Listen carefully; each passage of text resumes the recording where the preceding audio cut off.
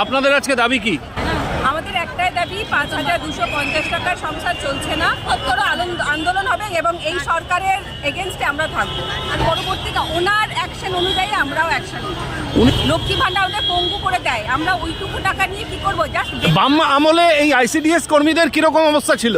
তখন তো সেই বাজার হিসেবে সংসার চলে যেত, কারণ সেই বাজার হিসেবে সেই টাকা ঠিক ছিল। এখন না, ওনারা তো শ্রমিকের সঙ্গেই থাকতেন। আমরা চাকরি পেয়েছি, কিন্তু তারপরে তো আমরা চলে গেছেন, সরে গেছেন, তারপরে দিদি এসছেন, কষ্টই আছে। মানে পুলিশে কেন আটকালো? আটকাছে দিদির ভয় আছে, তার জন্য ভাবে দিচ্ছেন। লক্ষ্মী ভান্ডার দিচ্ছে নিজের ভোটের জন্য। বামেরা আপনাদের সাথে এরকম বঞ্চনা করতো? না, তখন করতো না। নির্বাচনে যদি আবার যেতে আবার বঞ্চনার এরকম আশঙ্কা করছেন? হ্যাঁ, এরকমই হবে। সরকার পাল্টালেই ভালো হয়।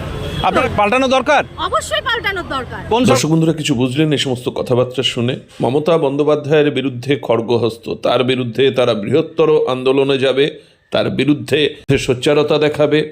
বামেদের কথা জিজ্ঞাসা করায় তারা বলছে যে বামেরা শ্রমিকদের সবসময় সাথেই ছিল, তারা যে ভাতাটা নির্ধারণ করেছিল বাজার দর অনুযায়ী সেটা ঠিক ছিল। লক্ষ্মীর ভাণ্ডারের প্রসঙ্গ তুললে বলে যে লক্ষ্মীর ভাণ্ডার তাদেরকে পঙ্গু করে দিচ্ছে, এবং একটা বড় অংশ কিন্তু বলছে যে এই সরকার পাল্টাতে হবে, পাল্টানো দরকার। মমতা বন্দ্যোপাধ্যায়ের কানে যাচ্ছে এই সমস্ত কথাবার্তা।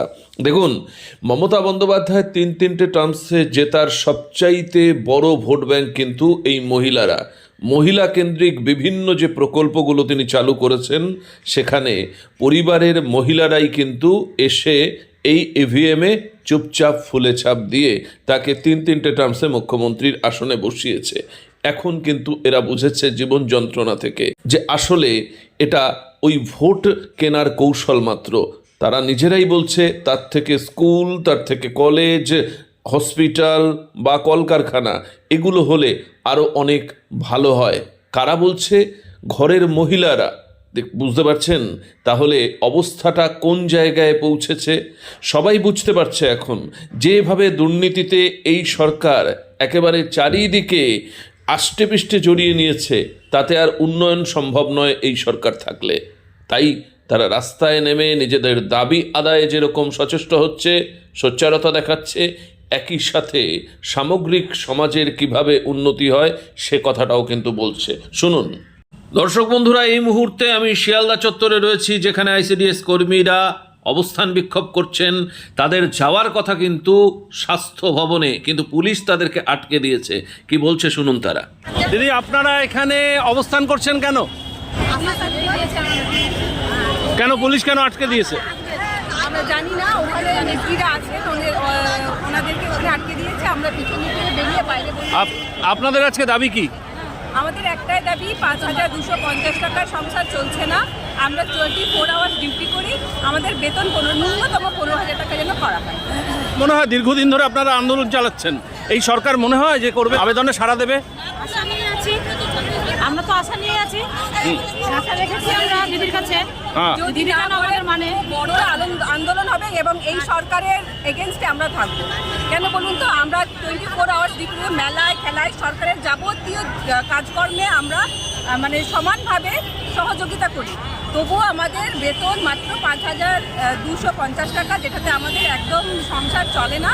আমরা বাধ্য হয়ে রাজপথে এসেছি, এমনকি আমাদের ইনসেন্টিভ যেটা হয় সেটাও আমাদের ঠিকঠাক করে দেওয়া হয় না। 4 মাস থেকে বন্ধ এবং এই আন্দোলন করার পর সেটা দেওয়া হয়েছে। তো আমরা যেভাবেই হোক আমাদেরকে 15,000 টাকা ন্যূনতম বেতন যেন অবশ্যই দেওয়া হয়, এই দাবিতেই আছি। আর পরবর্তীতে ওনার অ্যাকশন অনুযায়ী আমরাও অ্যাকশন নেব।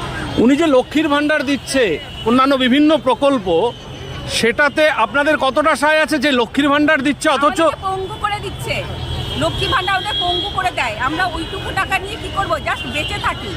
এই মাসে হলো, পরের মাসের জন্য অপেক্ষা করে থাকি। আমাদের নিজের অগ্রগতি থেমে যাচ্ছে এই 1,000 টাকায়, 1,200 টাকায়। আপনাদের কি মনে হয় যে প্রশিক্ষিত করা হোক, আরো স্কুল কলেজের আরো কোর্স করা হোক, আরো ফ্যাক্টরি করা হোক। এই যে ন্যূনতম যে আমরা কাজ পেয়েছি, আমাদের যদি মাসিক বেতনটাই যদি ঠিকঠাক প্রতি মাসে দেয়, আমাদের সংসারে আমাদের বাচ্চাগুলো ভালো স্কুলে ভালোভাবে আমরা তৈরি করতে পারি। বাম আমলে এই আইসিডিএস কর্মীদের কিরকম অবস্থা ছিল? তখন তো সেই বাজার হিসেবে সংসার চলে যেত, কারণ সেই বাজার হিসেবে সেই টাকা ঠিক ছিল। এখন আলু, পটল সবকিছুর দাম বেড়েছে, কিন্তু আমাদের বেতনের দাম। আপনাদের আবেদনে সাড়া দিত বাম সরকার যখন ছিল? তখন তো এত আন্দোলন ছিল না, ওনারা তো শ্রমিকের সঙ্গেই থাকতেন। শ্রমিকের সঙ্গেই থাকতেন। ধন্যবাদ। আপনার নাম? আমার নাম সুমতি হাজরা। দিদি, আজকে আপনাদের আন্দোলনে এখানে আপনারা অবস্থান করছেন, আপনাদের তো যাওয়ার কথা স্বাস্থ্য ভবনে মনে হয়। যাওয়ার কথা, আমাদেরকে ডেকে মানে 7 তারিখে আমাদের প্রতিনিধি গেছিলেন স্বাস্থ্য ভবনে, ওখানে ওনারা সবকিছু মেনে আমাদেরকে 21 তারিখে একটা ডেট দিয়েছিলেন। কিন্তু আজকে আমরা বিভিন্ন মানে স্টেশনে, এই শিয়ালদা স্টেশনে সব জায়গায় আমাদেরকে পুলিশ বাধা দিচ্ছে। এখন কেন বাধা দিচ্ছে আমাদের কাছে অস্পষ্ট, আমরা বুঝতে পারছি না আমাদেরকে কেন দিদি বাধা তো দিচ্ছে। লক্ষ্মীর ভান্ডার দিচ্ছে, স্বাস্থ্য সাথী দিচ্ছে, তো আপনার কি মনে হয় যে অবশ্যই লক্ষ্মীর ভান্ডার দিক যাই দিক, উনিও দিদির নিজের কাজ করছেন, কিন্তু আমাদের যেটা ভাতা, আমাদের যেটা এই 5250 টাকা আমাদের এই দ্রব্যমূল্যের বাজারে আমাদের সংসার চলে না। আমাদের ভাতা চাই, আমাদের ভাতা বাড়াক, আমরা ন্যূনতম 15,000 টাকা ভাতা চাই মাসিক বেতন।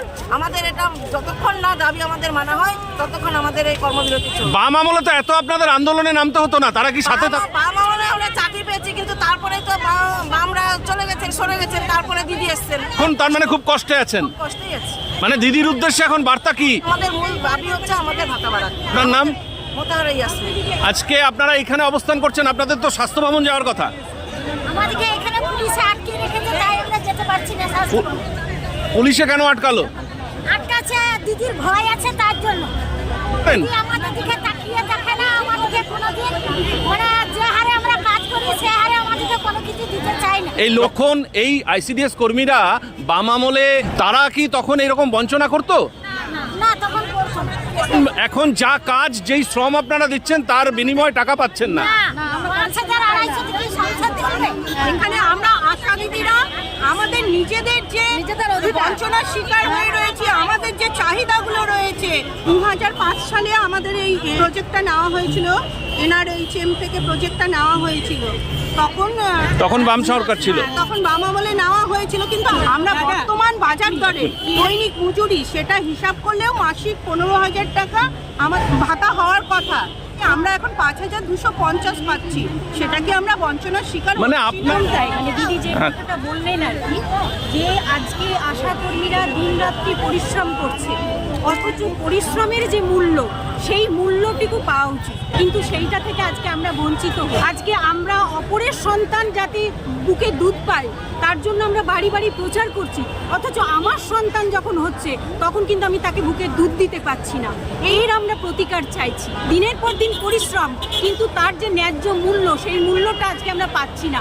সেই 15,000 টাকা আমাদের ন্যায্য মূল্য দেওয়া উচিত। উপস্থিত হতে দেবে না, তখন সেইভাবে আমরা যাতে আন্দোলন না করতে পারি, আমাদের যা পাওনা ছিনিয়ে না আনতে পারি, তার জন্য তো সেই রকম আপনারা সুযোগ সুবিধা পাচ্ছেন না। আমাদের বলেছিল তখন যে 1300 টাকা, আমার লাকি বছর 13 সাল, তখন 13 সালে আমি 1300 টাকা করলাম, 6 মাস অন্তর টাকা বাড়াবো, সেইভাবে আমাদের কখনো টাকা বাড়াবে। এত বছর হয়ে গেল, এইবারে আবার একটা নির্বাচনে যদি আবার যেতে আপনারা আবার বঞ্চনার এরকম আশঙ্কা করছেন?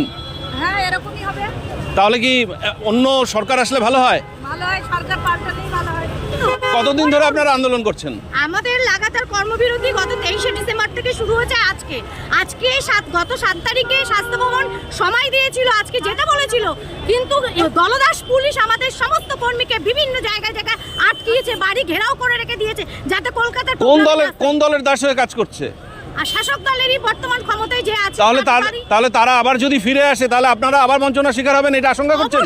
অবশ্যই পাল্টানো দরকার। অবশ্যই পাল্টানোর দরকার। কোন